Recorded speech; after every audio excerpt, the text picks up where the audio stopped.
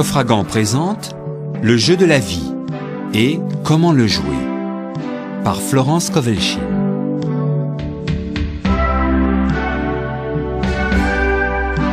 Adaptation Marie-Josée Baudouin, narration Elisabeth Chouvalidze.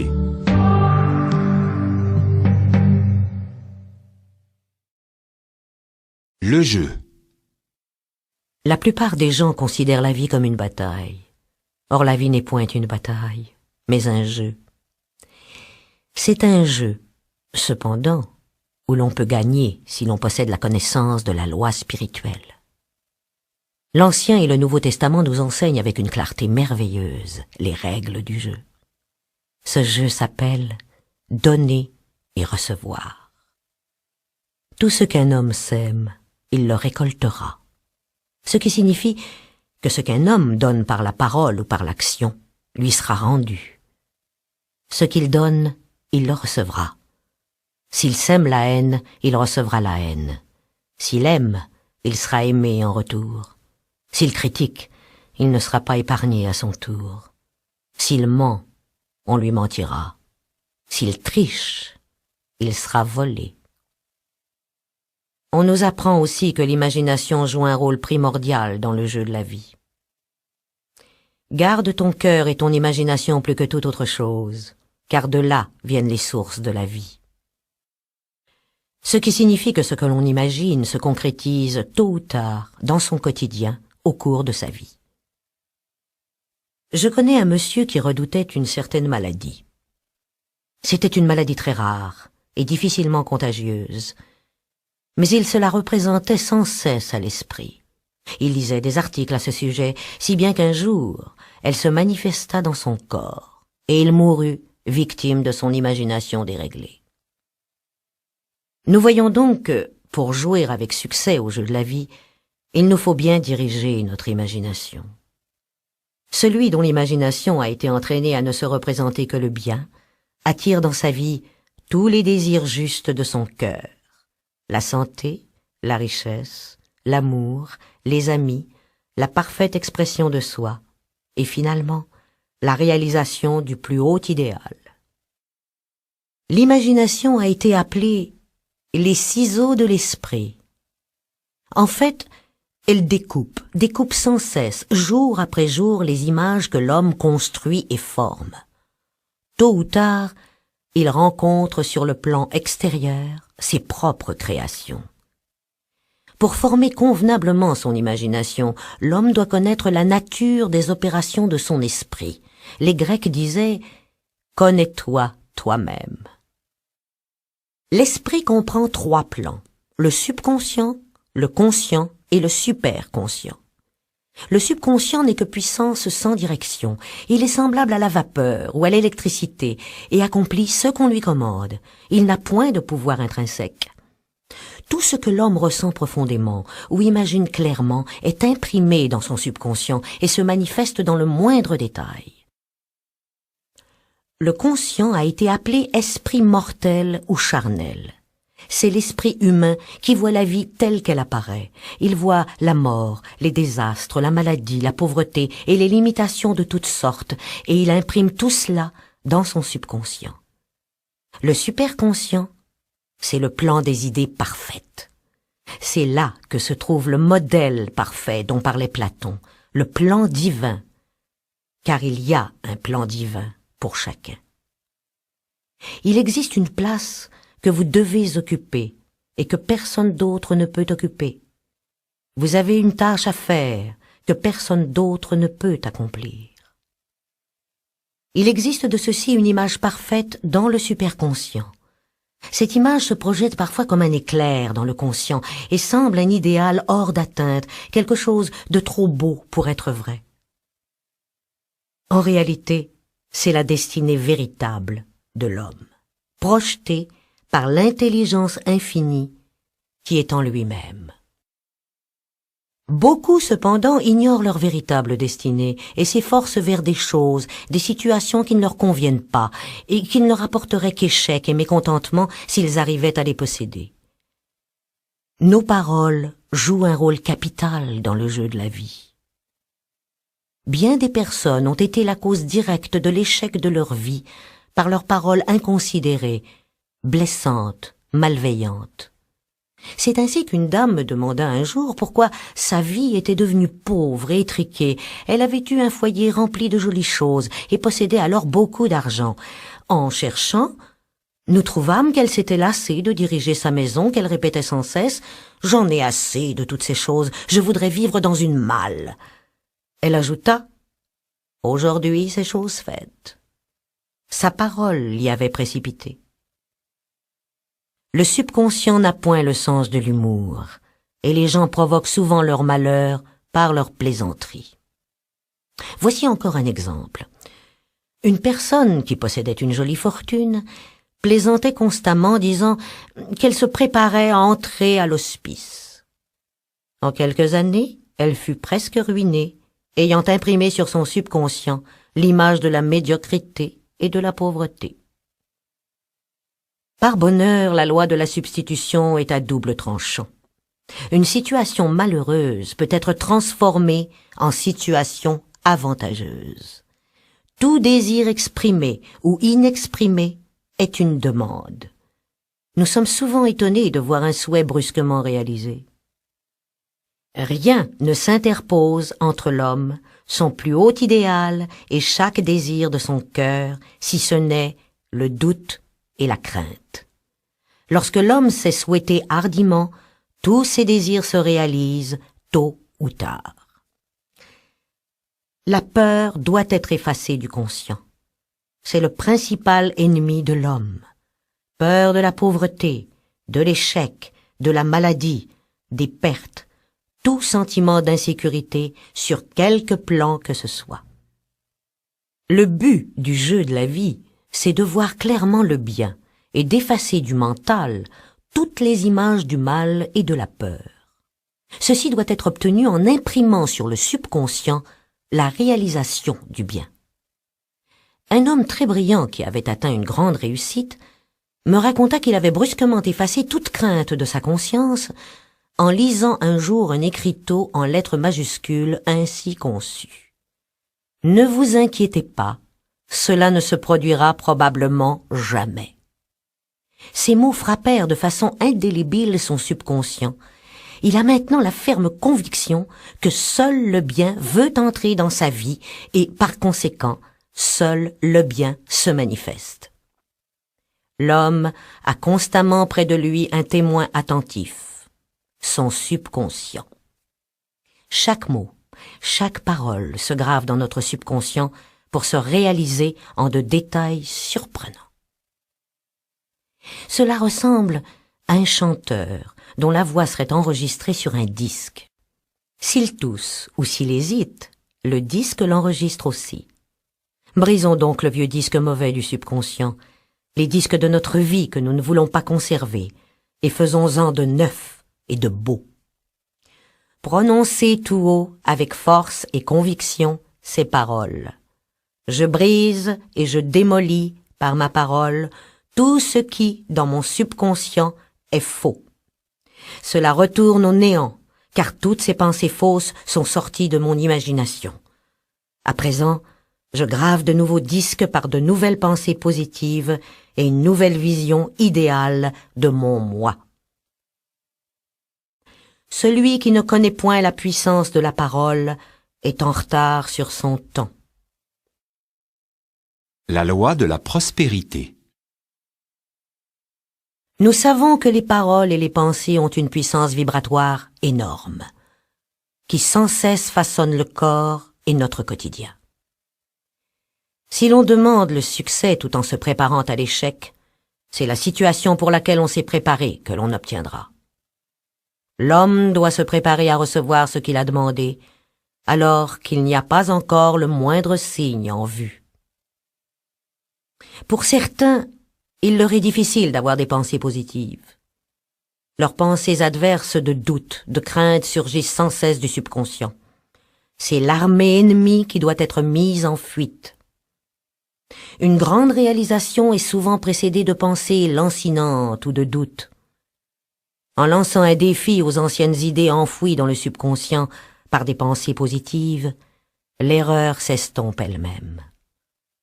C'est alors le moment de faire de fréquentes affirmations, de se réjouir et de rendre grâce de ce que l'on a déjà reçu.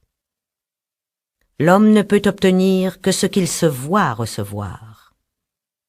Toute grande œuvre, tout ce qui s'est fait de puissant a été aperçu par une vision antérieure.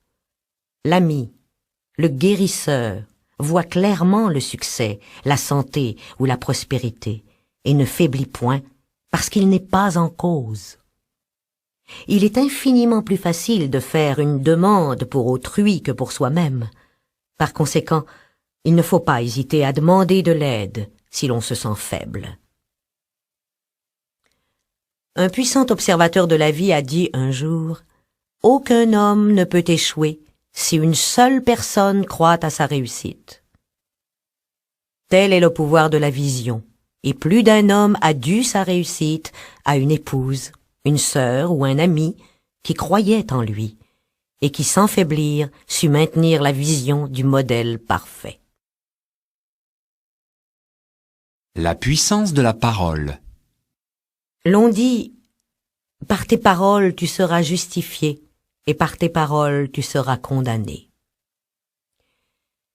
Celui qui connaît le pouvoir de la parole fait très attention à sa conversation. Il lui suffit de surveiller les réactions causées par ses paroles pour savoir qu'elles ne retournent point à moi sans effet. Par sa parole, l'homme se crée sans cesse à lui-même des lois. J'ai connu quelqu'un qui disait « Je manque toujours l'autobus qui invariablement passe au moment où j'arrive. » Sa fille, elle, disait « J'attrape toujours l'autobus, il arrive régulièrement en même temps que moi. » Et cela continua pendant des années. Chacun établit une loi pour soi, l'une d'échec, l'autre de réussite. Voilà l'explication psychologique des superstitions. Le fer à cheval, le poil d'éléphant n'ont en eux-mêmes aucun pouvoir. Mais la parole et la croyance qui affirment qu'ils portent bonheur créent un état d'optimisme dans le subconscient qui attire la chance. Pour ma part, je dois dire que j'ai mis longtemps à me débarrasser de l'idée qu'une certaine chose m'apportait toujours une désillusion. Si elle se présentait invariablement, une déception s'ensuivait. Je vis que le seul moyen d'amener un changement dans mon subconscient était d'affirmer « Il n'y a pas deux puissances, il n'y en a qu'une, Dieu. » Par conséquent, il n'y a pas de désillusion, et cette chose m'annonce une heureuse surprise. Aussitôt, je remarquai un changement, et des plaisirs inattendus m'arrivèrent. Une fois que l'on a décidé de faire fi d'une appréhension, ce que l'on redoute est écarté. C'est la loi de la non-résistance que l'on comprend si peu. Quelqu'un a dit que le courage contient du génie et de la magie.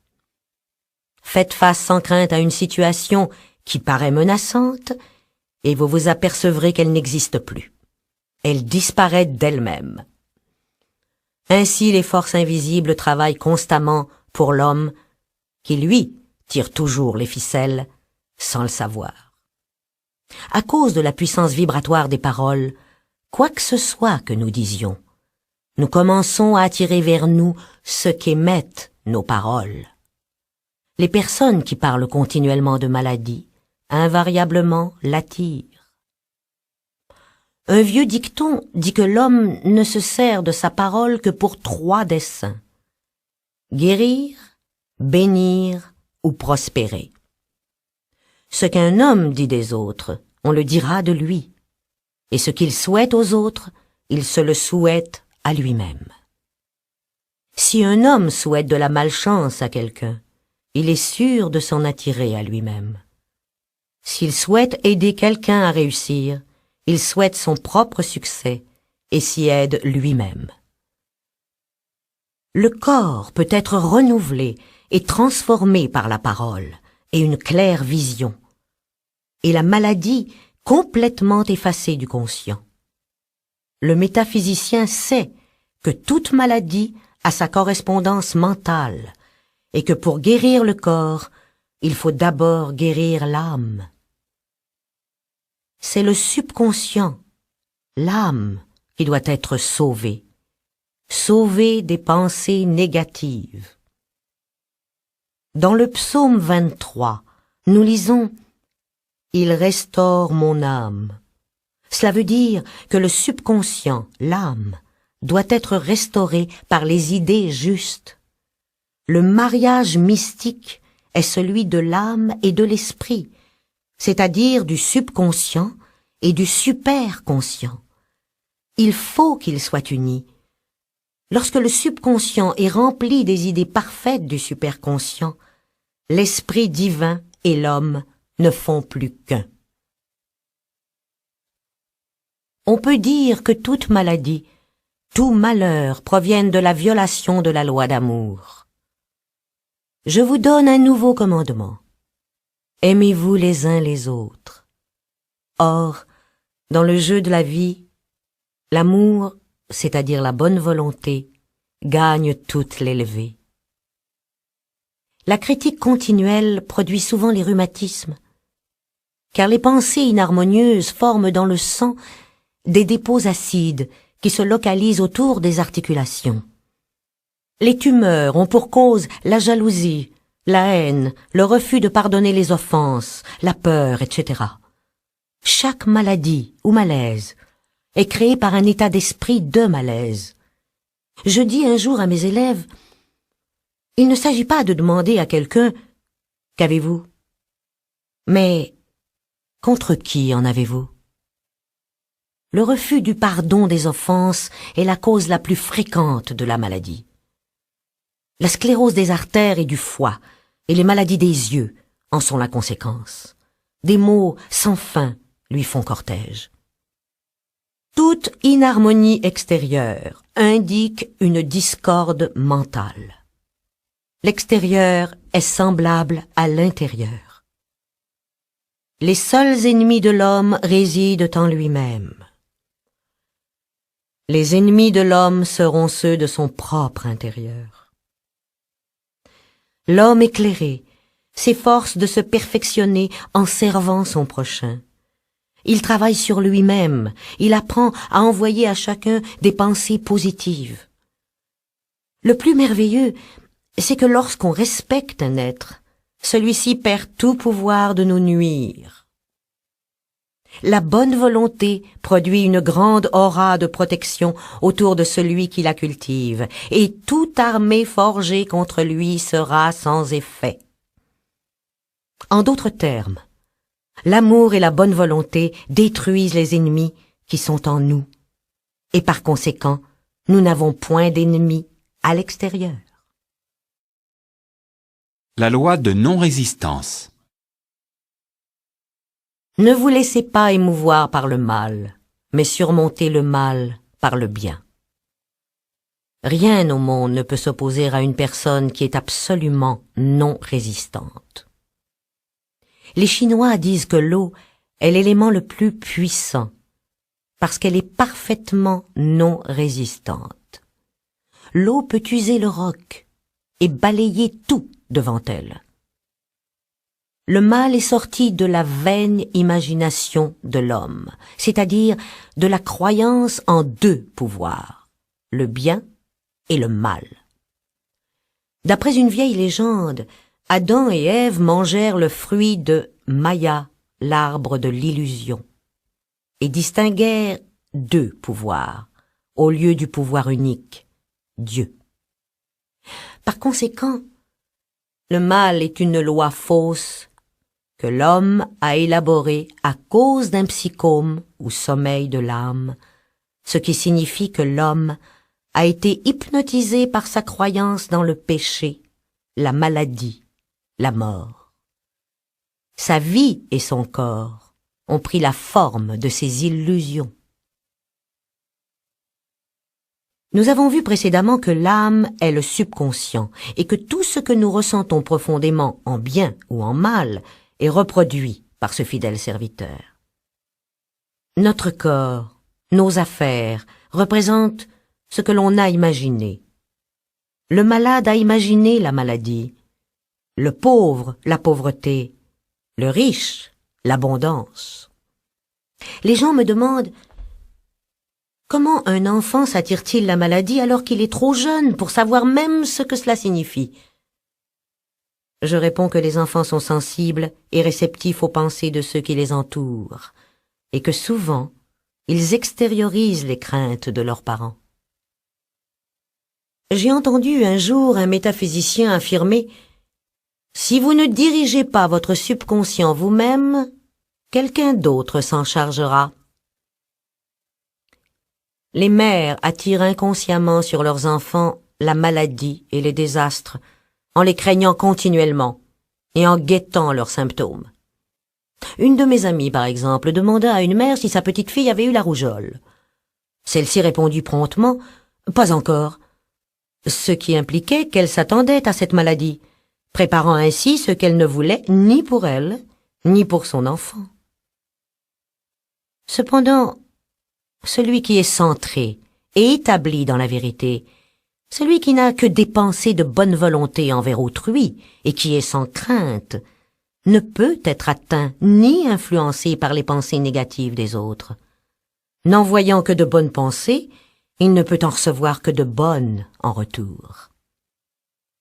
La résistance, c'est l'enfer, car elle place l'homme dans un état de tourment. Un métaphysicien m'a donné un jour une merveilleuse recette. Si je suis en présence d'un échec, je le baptise succès. Nous voyons ici la grande loi de transmutation fondée sur la non-résistance. Par sa parole, cet homme transformait en succès tous les échecs. Bénissez votre ennemi et vous lui dérobez ses flèches. Cette loi est aussi vraie pour les nations que pour les individus. Ce n'est que par l'entendement spirituel que l'homme peut comprendre la non-résistance. Mes élèves me disent souvent « Nous ne voulons pas être des paillassons ». Je leur réponds « Lorsque vous vous servirez avec sagesse de la non-résistance, personne ne pourra vous marcher dessus. » Aussi longtemps qu'on résiste à une situation, on la maintient. Si on la fuit, elle nous poursuivra.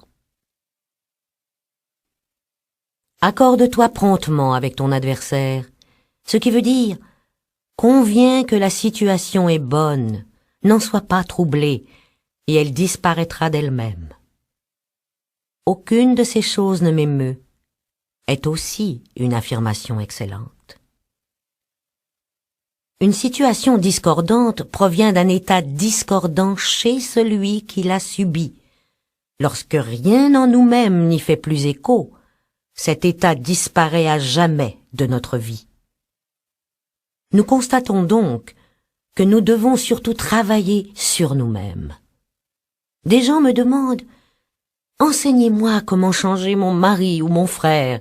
Je leur réponds « Non, je vais vous enseigner à vous changer vous-même. Lorsque vous changerez, votre mari et votre frère changeront aussi. » Nous sommes souvent guéris de nos défauts en les remarquant chez les autres. La vie est un miroir et nous ne voyons en autrui que notre propre reflet. Vivre dans le passé est néfaste et c'est aussi une violation de la loi spirituelle. Le passé et l'avenir sont les voleurs du temps. Il convient de bénir le passé et de l'oublier, de bénir l'avenir dans la certitude des joies sans fin qu'il nous apportera, et de vivre pleinement le moment présent. Vivre le moment présent est essentiel. Vis pleinement ce jour, voilà le salut de l'aurore. L'homme doit être spirituellement en alerte, toujours à l'affût de ses intuitions, ne laissant passer aucune occasion. Un jour que je me répétais sans cesse intérieurement, « Esprit infini, ne me laisse pas manquer une occasion. » Et quelque chose de grand me fut révélé le même soir. Il est essentiel de commencer la journée avec des paroles de vérité. Dès le réveil, faites une affirmation. Soyez observateur de votre propre vie. Ayez un regard positif. Par exemple, vous vous répétez « Aujourd'hui est une journée de réalisation ». Faites que ces affirmations deviennent une habitude et vous verrez votre vie se transformer. Un matin, j'ouvris un livre et je lus « Regarde avec émerveillement ce qui est devant toi ». Il me sembla que c'était mon message du jour, et je me le répétais sans cesse. Regarde avec émerveillement ce qui est devant toi. Vers midi, j'obtenais ce que je désirais depuis plusieurs années. Cependant, nous ne devons jamais nous servir d'une affirmation, à moins qu'elle ne satisfasse pleinement notre propre conscience, et qu'elle nous paraisse absolument convaincante. Chaque affirmation doit être soigneusement composée et doit être claire, nette et complète. J'ai connu une personne dans le besoin qui cherchait du travail. Elle en trouva beaucoup, mais ne fut pas payée. Elle pense maintenant à ajouter « Je sers de mon mieux et suis fort bien payée ».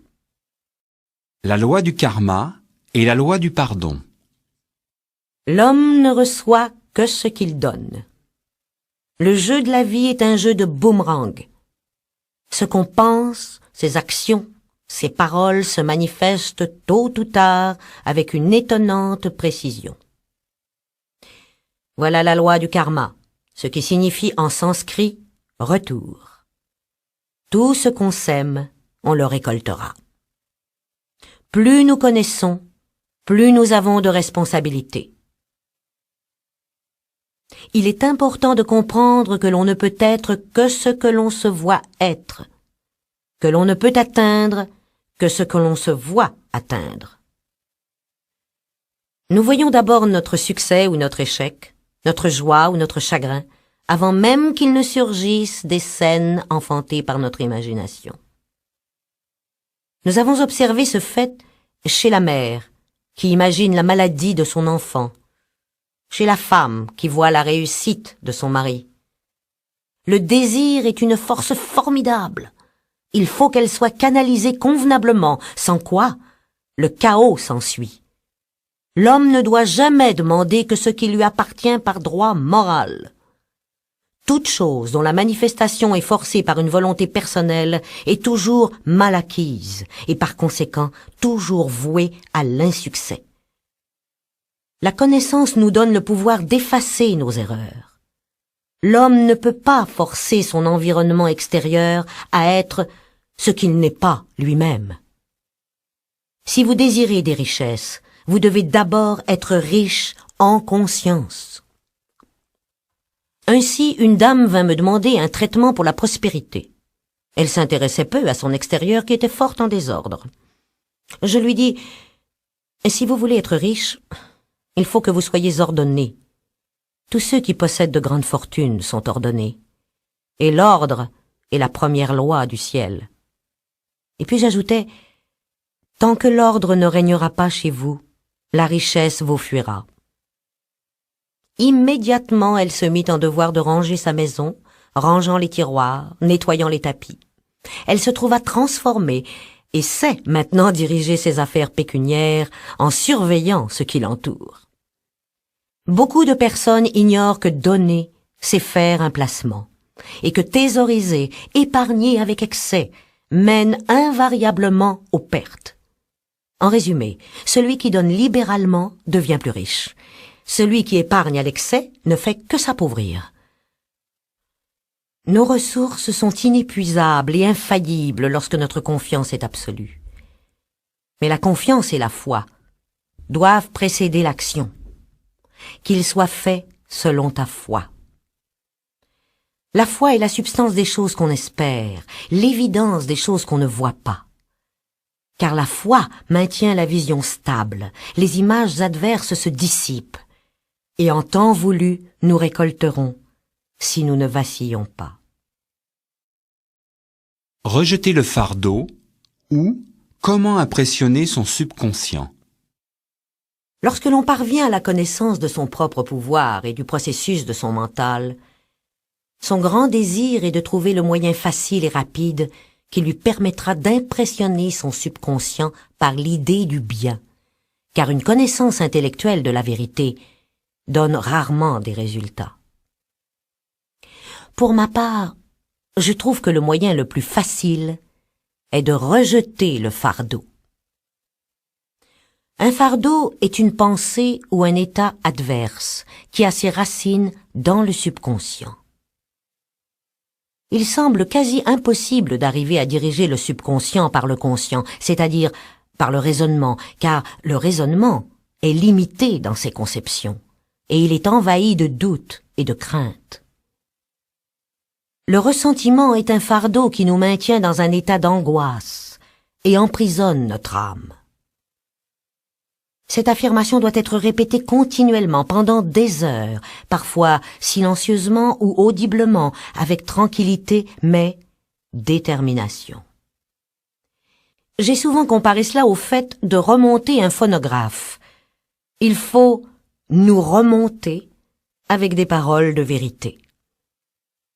J'ai remarqué qu'au bout d'un certain temps, lorsque nous avons rejeté le fardeau, notre vision s'éclaire. Il est impossible d'avoir une vision claire lorsque l'on se débat dans les angoisses. Le doute, la peur empoisonnent l'esprit et le corps. Alors l'imagination se déchaîne, ce qui provoque le désastre et la maladie. Si par la répétition constante de l'affirmation « Je rejette ce fardeau, mon angoisse », je deviens libre de mes émotions. Ma vision se transforme, et en même temps qu'un sentiment de soulagement, tôt ou tard, survient la manifestation du bien, que ce soit la santé, le bonheur ou la prospérité. Une de mes élèves me demanda un jour d'expliquer pourquoi l'obscurité est plus intense au moment où va se faire la lumière. Tout semble aller mal. La conscience est alors obscurcie par un état de dépression. Cela signifie que les doutes et les craintes ancestrales se réveillent du fond du subconscient. Il convient de les exterminer. C'est alors que l'homme doit rendre grâce de ce qu'il est sauvé, même s'il semble entouré d'ennemis, c'est-à-dire la pénurie ou la maladie. Mon élève me demanda encore « Combien de temps reste-t-on dans l'obscurité ?» Je lui répondis « Jusqu'à ce que l'on parvienne à voir dans l'obscurité. » Or, rejeter le fardeau nous y fait parvenir. Pour impressionner le subconscient, une foi active est toujours essentielle.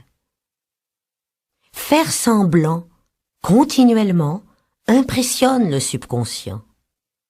Si l'on fait semblant d'être riche, si l'on croit être en pleine réussite, en temps voulu, on récoltera. Les enfants font constamment semblant. J'ai connu une jeune femme qui était très pauvre, mais personne ne pouvait lui en donner le sentiment. Elle gagnait chez de riches amis un salaire modeste. Ceux-ci lui rappelaient sans cesse son impécuniosité en lui conseillant l'économie. Sans se soucier, elle dépensait parfois son argent pour acheter un chapeau ou pour faire un présent, ce qui la plongeait dans le ravissement. Ses pensées étaient toujours fixées sur de beaux vêtements, sur de belles choses, mais sans les envier à autrui. Elle vivait dans un monde merveilleux et seules les richesses lui semblaient réelles. Elle ne tarda pas à épouser un homme fortuné et toutes les belles choses se matérialisèrent. Je ne sais si son mari fut celui de la divine sélection, mais l'opulence devait forcément se manifester dans sa vie, car elle n'avait imaginé que l'opulence.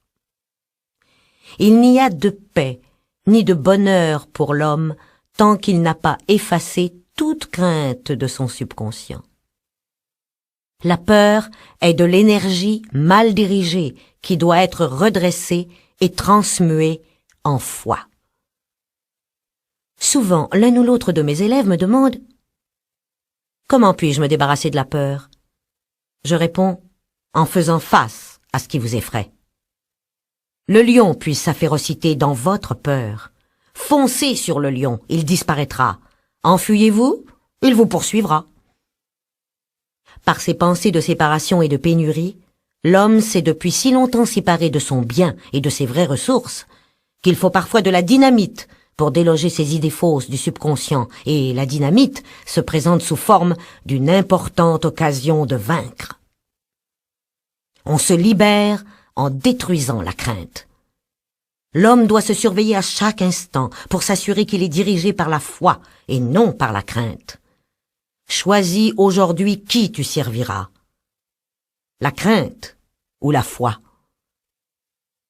Peut-être votre crainte est-elle suscitée par l'attitude de certaines personnes. Dans ce cas, n'évitez pas ceux que vous redoutez. Allez vers eux tranquillement, et dès lors, vous les verrez devenir des maillons d'or dans la chaîne de votre bien. Ou bien, ils disparaîtront harmonieusement de votre chemin. Peut-être craignez-vous la maladie, les microbes. Apprenez à demeurer insensible au risque de contagion. Vous serez immunisé. On ne peut être contaminé que lorsqu'on vibre sur le même plan que les microbes. Or, la peur rabaisse l'homme à leur niveau. Bien entendu, le microbe qui transmet une maladie est le produit de l'entendement mortel, car toute pensée prend forme. Les microbes n'existent pas dans le superconscient, l'entendement divin. Ils sont le produit de la vaine imagination de l'homme. En un clin d'œil surgira la libération de l'homme lorsqu'il se rendra compte que le mal est dénué de pouvoir. Voici une merveilleuse citation tirée de la Bible.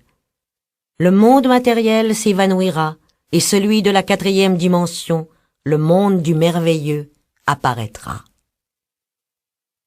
Je vis un nouveau ciel et une nouvelle terre. Il n'y aura plus de mort, ni de chagrin, ni de larmes, ni de douleur, car les choses anciennes seront passées. L'amour. Tout homme sur cette planète s'initie à l'amour. Je vous donne un nouveau commandement autre que « aimez-vous les uns les autres ».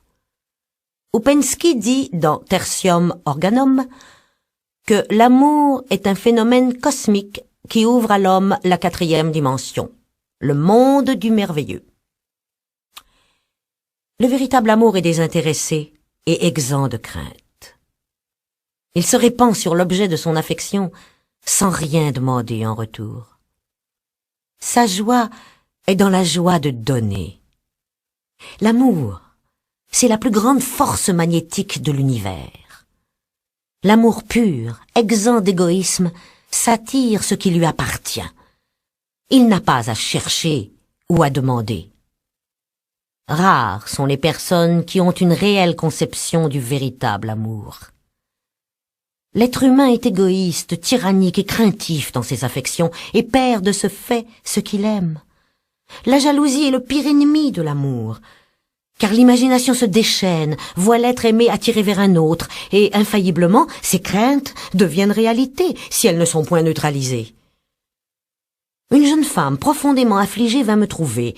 L'homme qu'elle aimait l'avait quittée pour une autre en lui disant qu'il n'avait jamais eu l'intention de l'épouser. Elle était déchirée par la jalousie et le ressentiment et me dit qu'elle souhaitait qu'il souffrît comme il la faisait souffrir. Elle ajouta « Comment a-t-il pu me quitter, moi qui l'aimais tant ?»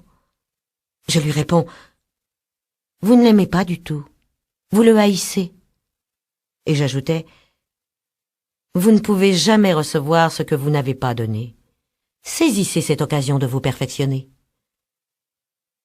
Mon amie remarqua qu'elle trouvait un nouvel équilibre et qu'elle se débarrassait de son ressentiment. Un vieux proverbe dit « Aucun homme n'est ton ennemi. Aucun homme n'est ton ami. Tous les hommes sont tes maîtres. » Il faut donc devenir impersonnel et apprendre ce que chacun a à nous enseigner. Bientôt nos leçons apprises, nous serons libres. Les événements de la vie nous enseignent l'amour désintéressé que chacun, tôt ou tard, doit apprendre. La souffrance n'est pas nécessaire à notre développement. Elle n'est que le résultat de la violation de la loi spirituelle, mais peu nombreux sont ceux qui semblent capables de s'éveiller du sommeil de l'âme sans souffrance. Lorsque les gens sont heureux, ils sont, en général, égoïstes, et automatiquement, la loi du karma est mise en action. L'homme subit souvent des pertes par son manque de jugement. Une de mes connaissances avait un mari charmant, mais elle disait souvent « Je ne tiens pas au mariage, je n'ai rien à reprocher à mon mari, la vie conjugale ne m'intéresse pas, voilà tout. » S'intéressant à mille choses, elle se souvenait à peine qu'elle avait un mari. Elle ne pensait à lui que lorsqu'elle le voyait. Un jour, il lui annonça qu'il s'était épris d'une autre femme, et la quitta. Aussitôt, elle vint me voir, désolée, pleine d'amertume. « C'est, lui dis-je, exactement dans ce but que vous avez prononcé la parole. Vous avez dit que vous n'appréciez pas la vie conjugale. Votre subconscient a travaillé à vous en libérer. » « Oui, soupira-t-elle, je comprends. On obtient ce que l'on veut, puis ensuite, on se plaint. » Elle ne tarda pas à accepter cette situation, comprenant qu'elle et son mari étaient plus heureux séparés. Lorsqu'une femme devient indifférente ou critique son mari, lorsqu'elle cesse d'être une inspiratrice pour lui, celui-ci, frustré de la joie des premiers temps de leur union, est désemparé et malheureux. Un homme déprimé, malheureux et pauvre vint me consulter. Sa femme s'intéressait à la science des nombres et avait fait étudier son thème numérique. Le rapport ne lui était pas favorable apparemment car, me dit-il, ma femme prétend que je n'arriverai jamais à rien parce que je suis un 2. Je lui répondis, « Votre nombre m'est indifférent. Vous deviendrez ce que vous déciderez d'être. » Personne ne peut réussir à moins d'aimer. La toile que le peintre peint par amour de l'art est sa plus belle œuvre. Il faut toujours déconseiller ce qui n'a pour but que de faire bouillir la marmite. Aucun homme ne peut attirer l'argent s'il le méprise. Beaucoup se maintiennent dans la pauvreté en déclarant « L'argent ne m'intéresse pas, je n'ai aucune considération pour ceux qui en ont. » Voilà pourquoi tant d'artistes sont pauvres. Leur mépris de l'argent les en sépare. Je me souviens avoir entendu un artiste dire d'un confrère « C'est un piètre artiste, il a un compte en banque. » Cette attitude mentale sépare l'homme de ses richesses. Pour attirer une chose à soi, il faut être en harmonie avec elle. L'argent nous libère du besoin et des restrictions, mais il doit être maintenu en circulation et servir un bon usage. Thésauriser et épargner entraîne des résultats fort désagréables. Cela ne signifie pas cependant que l'on ne doive pas posséder des immeubles, des terres, des actions et des obligations, car les greniers du juste seront pleins. Mais qu'il ne faut pas épargner même le principal, si une occasion se présente où l'argent est nécessaire. En donnant libre cours à l'argent, sans crainte et joyeusement, on ouvre la voie qui amènera d'autres richesses matérielles, intellectuelles ou spirituelles. Mais considérer l'argent plus important que l'amour, cela peut avoir des conséquences néfastes sur notre équilibre mental et physique. Suivez le chemin de l'amour, et toutes choses vous seront données par surcroît. Suivez le chemin de l'égoïsme, de la rapacité, et l'abondance disparaîtra. Toute maladie, tout malheur proviennent de la violation de la loi d'amour. Les boomerangs de la haine, de la rancune et de la critique reviennent chargés de maladies et de douleurs. L'amour aujourd'hui semble presque un art perdu. Mais celui qui connaît la loi spirituelle sait qu'il faut le reconquérir. Une de mes élèves, par exemple, travaillait avec moi depuis des mois pour débarrasser son conscient de la rancune. Elle arriva au point où elle n'en voulait plus qu'à une seule personne. Mais celle-là lui donnait fort à faire. Cependant, petit à petit, elle trouva l'équilibre et l'harmonie, et un jour, tout ressentiment disparut. L'amour et la bonne volonté sont inestimables dans les affaires. Une employée vient se plaindre à moi de sa patronne, qui prétendait-elle était froide, d'esprit critique et ne l'aimait pas. Bien, lui conseillai-je, saluez la divinité en elle et envoyez-lui des pensées d'amour. Elle me répondit, impossible, c'est une femme de marbre. Vous souvenez-vous, rétorquai-je, de l'histoire du sculpteur qui réclama un certain bloc de marbre? On lui demanda pourquoi il le voulait. Parce qu'il y a un ange dans ce marbre, et il en tira une merveilleuse œuvre d'art. Certaines personnes sont remplies de remords d'avoir fait du mal à autrui, parfois des années auparavant. Si ce mal ne peut être réparé, son effet peut être neutralisé en faisant du bien à quelqu'un d'autre dans le présent. Je fais une chose, oubliant ce qui est en arrière, je me porte vers ce qui est en avant. Le chagrin, le remords, les regrets détruisent les cellules du corps et empoisonnent l'atmosphère de l'individu. En effet, c'est la peur qui imagine fortement la maladie ou une situation redoutée, et ces images, si elles ne sont pas neutralisées, se matérialisent. L'amour parfait bannit la crainte. Celui qui craint n'est pas parfait dans l'amour. Enfin, l'amour est l'accomplissement de la loi. Intuition, direction. Rien n'est impossible à celui qui connaît la puissance de sa parole et qui suit les directives de son intuition. Par sa parole, il met en action des forces invisibles, il peut restaurer son corps et transformer ses affaires. Il est donc de la plus grande importance de choisir les mots justes et les affirmations que l'on va projeter dans l'invisible. Demandez et vous recevrez. C'est à l'homme de faire le premier pas. On m'a souvent demandé comment il fallait s'y prendre pour faire une requête. Je réponds, faites une demande mentale, puis ne faites rien jusqu'à ce que vous ayez une directive précise. Par exemple, dites, guidez-moi, faites-moi savoir s'il y a quelque chose que je dois faire. La réponse viendra par intuition, une réflexion de quelqu'un, un passage dans un livre, etc., etc. Les réponses sont parfois tout à fait surprenantes dans leur exactitude. C'est l'homme lui-même qui, par sa vision limitée, limite son abondance. Un jour, je marchais dans la rue, lorsque subitement, j'eus envie d'entrer dans une certaine boulangerie qui se trouvait un peu plus loin. La raison résistait en moi, disant « Il n'y a rien dans cette boulangerie dont tu aies besoin. » Cependant, j'avais appris à ne point raisonner. J'y allai donc, regardai autour de moi, et m'aperçus qu'en effet, je n'avais besoin de rien. Mais en sortant, je rencontrai une dame à laquelle j'avais souvent pensé et qui avait grand besoin d'une aide que je pouvais lui offrir. Ainsi, souvent, on va chercher une chose pour en trouver une autre. L'intuition est une faculté spirituelle qui n'explique point. Elle ne fait que montrer le chemin.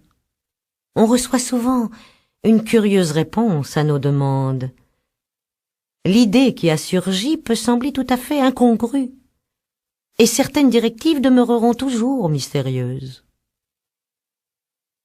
En donnant un cours un jour, je communiquais mon enseignement de manière à ce que chaque étudiant reçoive un message bien défini. Après le cours, une élève va me dire « Tandis que vous parliez, j'ai reçu l'idée de sortir mes meubles du garde-meubles et de prendre un appartement. » Or, elle était venue pour sa santé. Je lui dis que je savais qu'en se créant un foyer, sa santé s'améliorerait. Et j'ajoutais, je pense que votre maladie, qui est congestive, provient que ce que vous mettez les choses de côté. La congestion des choses provoque la congestion du corps. Vous avez violé la loi de la circulation et votre corps en paie les conséquences. Puis je rendis grâce d'apprendre que L'ordre dans son esprit, son corps et ses affaires étaient établis.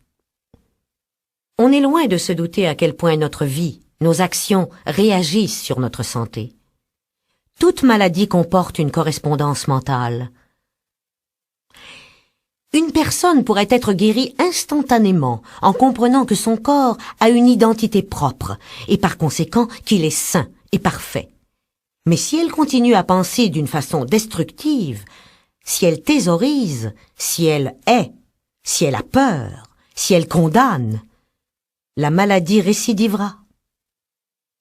Ainsi, l'âme, c'est-à-dire le subconscient, doit être lavée et devenue blanche comme neige pour que la guérison soit permanente. Beaucoup se sont attirés la maladie et le malheur en condamnant les autres. Ce que l'homme condamne en autrui, il se l'attire. Une amie vint me voir pleine de colère et de douleur parce que son mari l'avait abandonnée pour une autre. Elle blâmait cette femme et répétait sans cesse « Elle savait qu'il était marié et n'avait pas le droit d'accepter ses hommages. » Je lui répondis « Cessez de condamner cette femme, bénissez-la et finissez-en avec cette situation. Autrement, vous vous attirerez la même chose. » Elle demeura sourde à mes paroles, et 1 an ou 2 après, s'éprit elle-même d'un homme marié. Lorsqu'on critique ou condamne, c'est comme si nous ramassions un fil à haute tension. Il faut s'attendre à un choc. L'indécision est une pierre d'achoppement sur bien des routes. Pour la surmonter, répétez sans cesse « Je suis toujours sous l'inspiration directe. Je prends rapidement de bonnes décisions. » Ces paroles impressionnent le subconscient, et l'on ne tarde pas à se trouver alerte et dépouillé de toute hésitation. J'ai appris qu'il est néfaste de chercher des directives sur le plan psychique, car ce plan est celui de nombreux esprits, et non point de l'unique esprit. Au fur et à mesure que l'homme ouvre son esprit à la subjectivité, il devient une cible pour les forces destructrices. Le plan psychique est le résultat de la pensée mortelle, c'est le plan des oppositions. Or, on y reçoit de bons ou de mauvais messages. La science des nombres, les horoscopes, maintiennent l'homme sur le plan mental, ou mortel, car il ne s'occupe que de la voie karmique. Je connais un monsieur qui, d'après son horoscope, devrait être mort depuis des années. Or, il se porte bien et dirige un des plus grands mouvements de ce pays pour le bien de l'humanité. Pour neutraliser une prédiction néfaste, il faut une très puissante mentalité. Il faut parfois un effort de volonté pour quitter ses peurs et ses angoisses. Il est tellement plus facile au commun des mortels de craindre plutôt que d'avoir la foi. La foi est donc un effort de la volonté. En s'éveillant à la spiritualité, l'homme reconnaît que tout ce qui est discordant autour de lui correspond à une inharmonie mentale. S'il trébuche, s'il tombe, il peut se dire qu'il trébuche et tombe en son entendement. Lorsqu'on fait appel à l'universel, il faut s'attendre à des surprises. Tout peut sembler aller mal, alors qu'en réalité, tout va bien. Il n'y a pas de perte si l'homme agit selon la loi spirituelle. Il tire tout ce qui est à lui de ce grand réservoir du bien.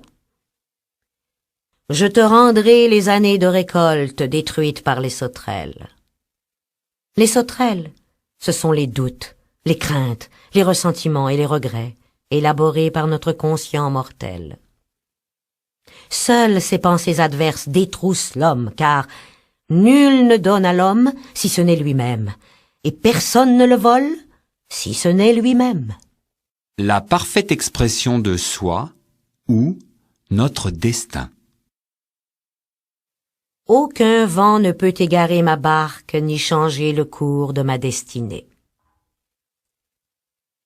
Pour toute personne, il existe une parfaite expression de soi, une place qui lui est propre et que personne d'autre ne peut occuper à sa place. Il y a quelque chose qu'il doit faire et qui ne peut être faite que par lui. C'est sa destinée. Puisque la faculté d'imagination est une faculté créatrice, il est nécessaire que l'homme perçoive l'idée avant qu'elle puisse se réaliser.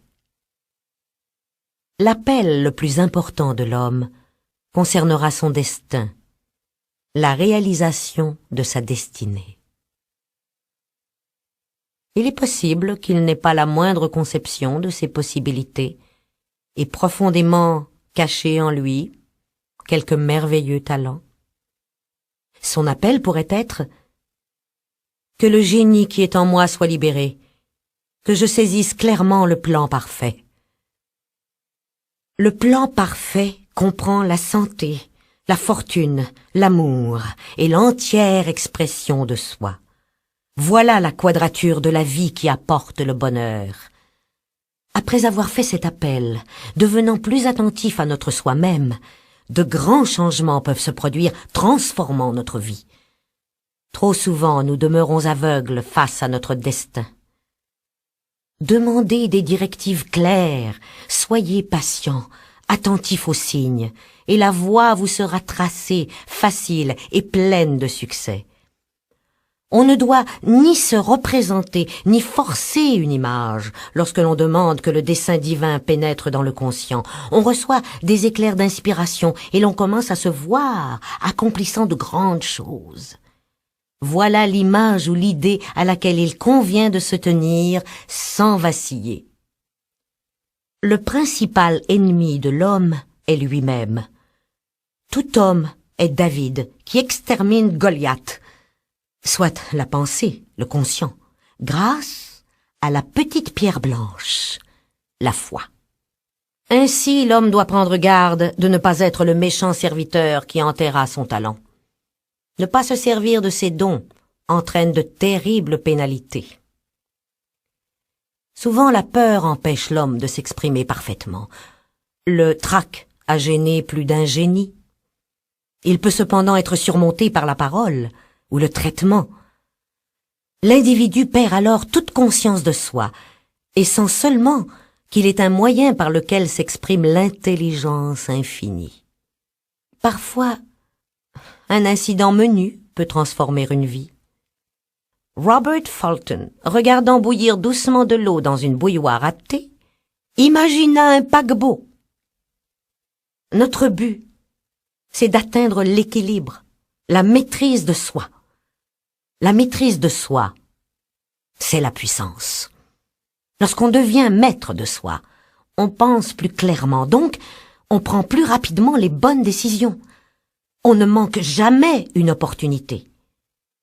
La colère altère la vision, empoisonne le sang. C'est la cause de bien des maladies et de décisions conduisant au désastre. On l'a placé parmi les péchés capitaux, tant ses réactions sont malfaisantes. La crainte et l'inquiétude sont mortelles pour soi-même. C'est de la foi inversée. Ces images mentales déformées provoquent ce que nous redoutons. Notre travail personnel consiste à bouter cet ennemi hors du subconscient. Lorsque l'homme est exempt de crainte, il redevient maître de soi. Aussi j'ajoute, je le redis, qu'on ne peut vaincre la peur qu'en faisant face à ce qui nous effraie, et par conséquent, faire confiance au destin et avoir foi en la vie. Lorsqu'on demande avec conviction, avec foi, on ne peut manquer de recevoir, d'être éclairé. Les événements parlent et nous guident. On m'a parfois posé cette question. Supposez que l'on ait plusieurs talents. Comment choisir ce qui nous convient le mieux? Demandez à recevoir une direction précise, une indication claire, en ajoutant par exemple « Esprit divin, montre-moi quel est le talent dont je dois me servir maintenant. » J'ai vu des gens se livrer brusquement à une tâche nouvelle et se trouver pleinement compétents avec peu ou pas d'apprentissage. Saisissez sans crainte les occasions qui se présentent. Certaines personnes donnent volontiers, mais ne savent point recevoir. Elles refusent les cadeaux, par orgueil ou par quelque raison négative, tarissant ainsi leur source, et pourraient se trouver un jour dans le besoin. Il faut recevoir avec grâce, librement, humblement, avec simplicité et gratitude.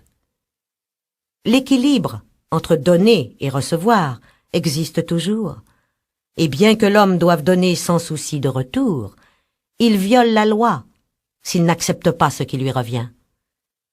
Car c'est le juste retour des choses, et nous ne sommes que le canal de la vérité. Il ne faut jamais avoir, en recevant, une pensée de quémandeur.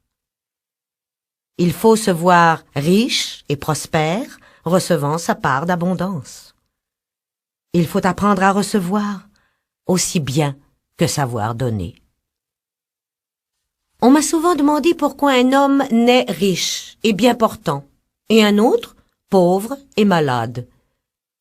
Là où il y a un effet, il y a toujours une cause. Le hasard n'existe pas. C'est la résultante de notre karma, et je trouve la réponse dans la loi de la réincarnation. L'homme passe par de nombreuses vies et de nombreuses morts avant de connaître la vérité qui le libère. Il est attiré vers la terre à cause de ses désirs demeurés insatisfaits, et pour payer ses dettes karmiques, ou pour accomplir sa destinée. Celui qui naît riche et bien portant a maintenu dans son subconscient, au cours de sa vie antérieure, des images d'opulence et de santé. Celui qui est malade et pauvre a créé des images de maladie et de pauvreté. Sur quelque plan que ce soit, l'homme manifeste la somme totale des convictions de son subconscient. Négation et affirmation. Tu décréteras une chose et elle te sera établie. Il faut être conscient que tout le bien qui se manifeste dans la vie est déjà un fait accompli. Il attend, pour surgir, qu'on le reconnaisse, que l'on sache l'identifier, et que l'on cesse d'imaginer ou de percevoir un soi-disant échec. Il faut faire le bilan de sa vie, des événements, trouver l'équilibre de notre être, se responsabiliser devient synonyme de liberté. Tout homme porte en soi un lingot d'or, un lingot d'amour, de tendresse, de talent, de possibilités infinies. Il faut simplement le conscientiser. Là est sa véritable richesse. La puissance du subconscient est infinie lorsqu'il est bien dirigé, avec foi et une confiance inébranlable. C'est vrai, on est sans cesse tenté d'abandonner, de revenir en arrière, de transiger. Mais il faut savoir être patient. Les réponses viennent souvent à la 11e heure, alors que l'individu se détend, c'est-à-dire cesse de raisonner, et qu'à ce moment, l'intelligence infinie peut agir. Il commence à percevoir plus nettement la réalité des choses. L'intelligence devient agissante. Les désirs sombres reçoivent une sombre réponse, et les désirs violents reçoivent de violentes réponses, ou tardent à se réaliser. La dualité de l'attitude d'esprit entraîne les pertes, les dépréciations, tout comme la peur de perdre crée dans le subconscient l'image des pertes. Une négation doit toujours être suivie d'une affirmation. Tard une nuit, je fus appelé par téléphone pour traiter un homme que je n'avais jamais vu. Il était apparemment très malade. Je dis: je nie cette apparence de maladie. Elle est irréelle, et partant, elle ne doit pas s'enregistrer dans son subconscient. Le lendemain matin, il allait beaucoup mieux, et le surlendemain, vaquait à ses affaires. Il est important de comprendre qu'en réalité, par rapport à l'infini, il n'y a ni temps, ni espace. Par conséquent, l'inconscient réagit immédiatement à nos états d'âme. On me demande souvent quelle est la différence entre l'imagination et la vision, entre visualiser et visionner. Imaginer est un processus mental, gouverné par le raisonnement, le conscient. La vision est un processus spirituel, gouverné par l'intuition, le superconscient. L'on doit entraîner son esprit à recevoir ces éclairs d'inspiration et à visualiser son propre potentiel. Toute restriction du raisonnement vient de nous. Comme disait Pierre Lecomte du Nouy dans La dignité humaine, les qualités les plus subtiles du cerveau ne sont pas forcément rationnelles, et notre raison n'est pas assez puissante pour suppléer à notre connaissance directe des faits. L'intuition dispose d'un champ d'action plus vaste que celui de la raison. Et la foi religieuse, purement intuitive, constitue un levier humain autrement efficace que la science et la philosophie. C'est la conviction qui fait agir, non la connaissance.